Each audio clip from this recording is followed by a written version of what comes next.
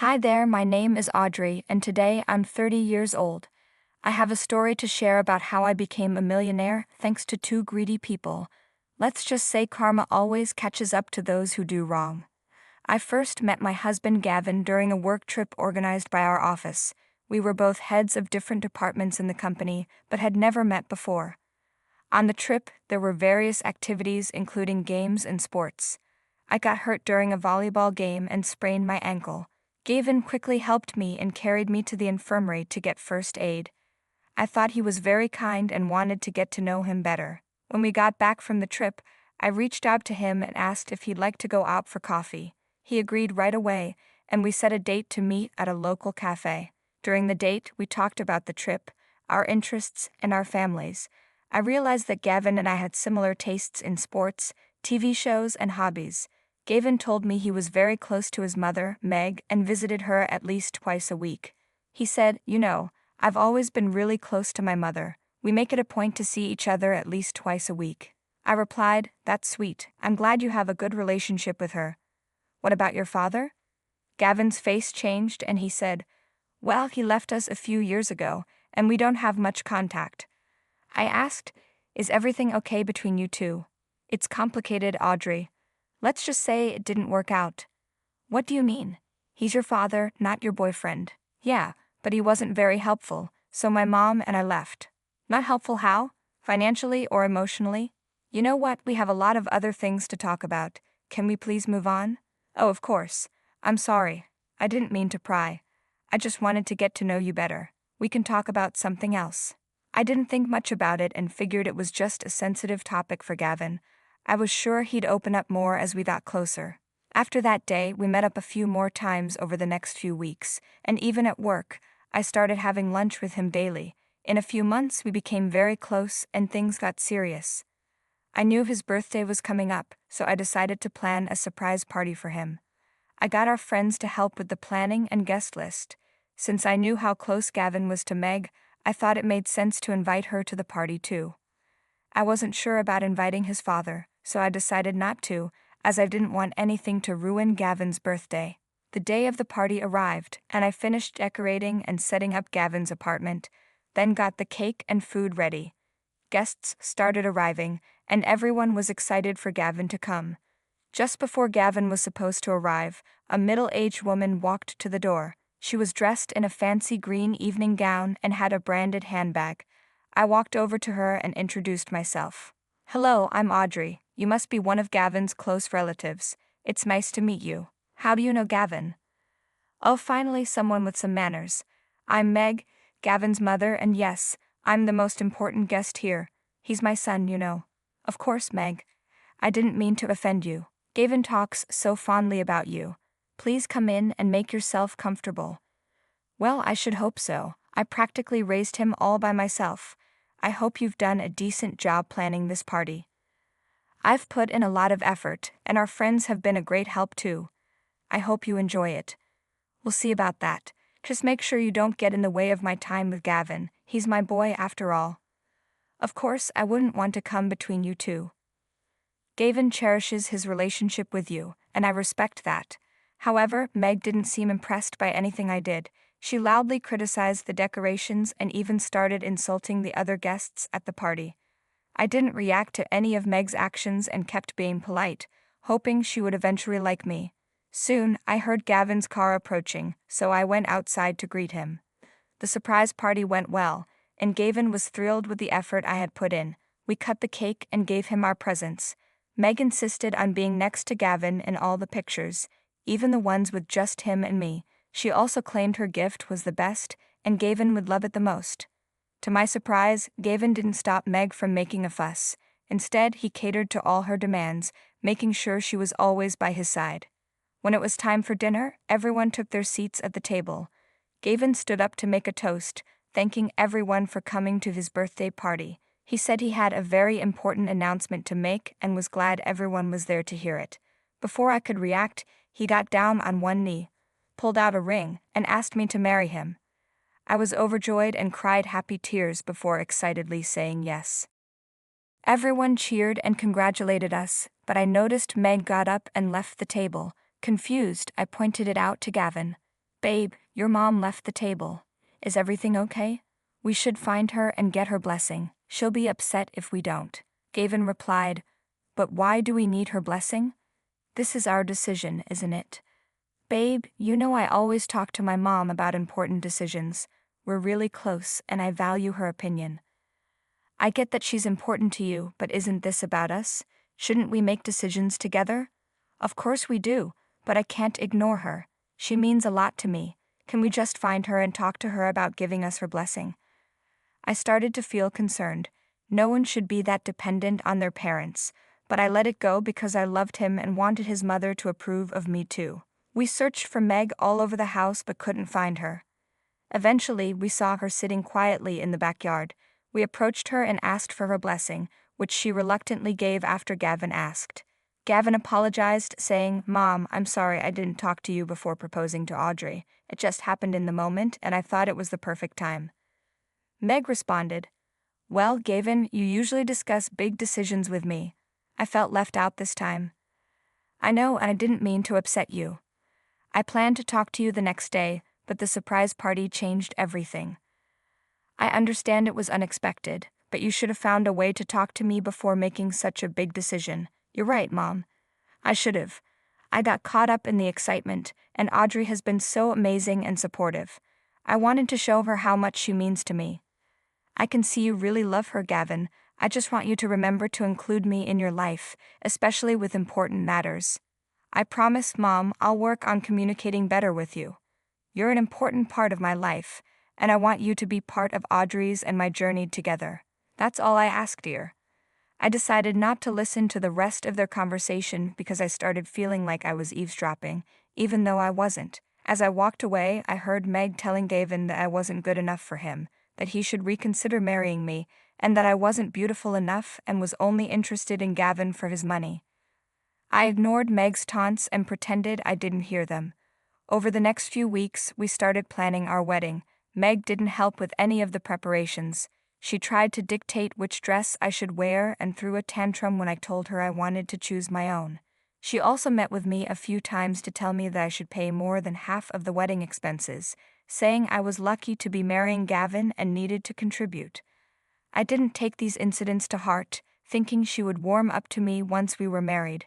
Finally, after weeks of planning, my wedding day arrived. I was in my dressing room, surrounded by my bridesmaids and my mother, getting ready. Everyone told me how beautiful I looked in my flowing white dress. Then I heard a knock at the door and saw Meg walk in. To my shock, she was wearing a white wedding dress. Why are you wearing a wedding dress? I asked. Today is my son's wedding day, and it's more important to me than anything else, Meg replied. I chose to wear this dress to highlight my significance as the mother of the groom. I understand it's an important day for you, but isn't it customary for the bride to wear white? It might take away from Audrey's moment, my mother pointed out. Well, that's not my concern, Meg said.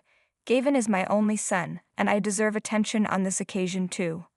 Of course, Meg, my mother said, but today is primarily about Audrey and Gavin's love and commitment. It's their special day. I know that, but I'm just making a statement. My presence here matters as much as anyone else's, Meg insisted. I was furious but decided not to cause a scene and ruin the day. The rest of the ceremony went well. We exchanged vows and rings, and it was emotional for both of us since we had been waiting for this day for a long time. During the wedding planning, I had asked Gavin to handle the guest list. I noticed he hadn't included his father and asked if he was sure about that decision. Gavin said his father had abandoned them and had no place at such an important celebration. I wanted to change his mind but decided to drop the subject, not wanting to upset him. The months after our wedding were blissful. We spent every moment together and started planning to buy our own house. Gavin and I had always wanted to live together, but decided to get married first before making such a decision. We began house hunting, spending a few hours every day looking for our dream home. One day, Gavin called me at work. Hey babe, I'm sorry, but an important meeting has come up. I won't be able to go house hunting with you today. No worries, darling, it happens. Don't stress about it. I can handle it on my own. Oh, thanks for understanding. I'll make it up to you, I promise. You better. Just focus on your meeting and we'll catch up later. Love you. Love you too, babe. After work, I got into my car and drove to the location of the property. I saw that the house was on the 10th floor of a building still under construction. When I arrived, I met with the realtor, who informed me that another guest had arrived under our name to look at the property. Knowing Gavin was busy, I was confused about who this person could be.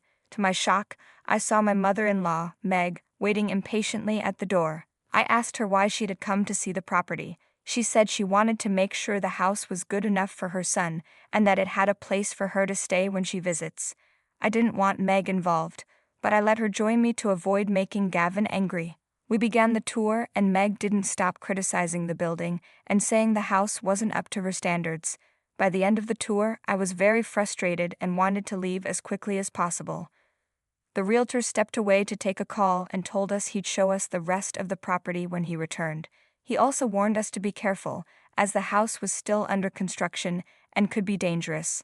I started walking around and noticed an unfinished staircase outside the house. Suddenly, I felt someone kick my right leg. I lost my balance and fell down the stairs. I couldn't move and felt bruises on my arms and head. I looked up to see Meg smiling in victory before she quickly turned and left. I was in shock, unable to understand what had just happened, and I couldn't move for a few minutes. Eventually, I found my phone in my pocket and called an ambulance. As I was taken to the hospital, I couldn't stop thinking about how Meg had tried to push me down the stairs to injure me. I had been nothing but kind to her, and her behavior left me both sad and angry. At the hospital, I underwent first aid and several scans. I tried calling Gavin multiple times, but he didn't pick up. The medication made me drowsy, and I eventually fell asleep. The next morning, I tried calling him again. This time he answered, but his reaction was far from what I expected. Instead of concern, he sounded angry and accused me of lying. "I can't believe you're lying about this, Audrey," Gavin snapped. "You expect me to believe my own mother pushed you down the stairs?" "Gavin, I'm not lying. Meg kicked me and I fell. She deliberately hurt me," I pleaded. "You're just trying to cover up your actions.